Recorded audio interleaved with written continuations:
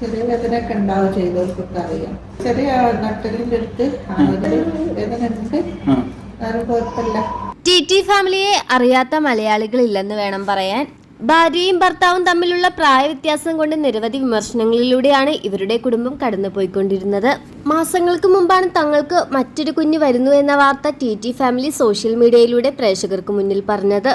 എന്നാൽ 48-ാം വയസ്സിലെ പ്രസവമായതുകൊണ്ട് തന്നെ നിരവധി കോംപ്ലിക്കേഷൻസ് ഉണ്ടായിരുന്നു. ഗർഭകാലത്തെ ഓരോ സ്കാനിങ്ങിലും അത്രയേറെ പ്രശ്നങ്ങളാണ് ഷെമി നേരിട്ടത്. കഴിഞ്ഞ ദിവസം കുഞ്ഞ് മരിച്ചു എന്ന് പറഞ്ഞ് ഷെഫി പോസ്റ്റ് ഇട്ടതിന് പിന്നാലെ നിരവധി വിമർശനങ്ങളാണ് ഇവർക്കെതിരെ എത്തുന്നത്. ഈ വയസ്സാം കാലത്ത് ഇതിന്റെയൊക്കെ ആവശ്യമുണ്ടായിരുന്നോ? എങ്ങനെയാണ് നിങ്ങൾക്ക് ഇതെല്ലാം സാധിക്കുന്നത്?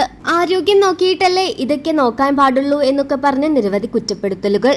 എന്നാൽ തങ്ങളുടെ മൂത്ത മകളുടെ സ്നേഹവും പരിഗണനയും കൊണ്ട് തന്നെ ഷെമി എത്രയും പെട്ടെന്ന് റിക്കവർ ആകുമെന്ന് തന്നെയാണ് എല്ലാവരും പറയുന്നത്. ഷെമിക്ക് ആദ്യ വിവാഹത്തിൽ 2 പെൺകുട്ടികളാണുള്ളത്.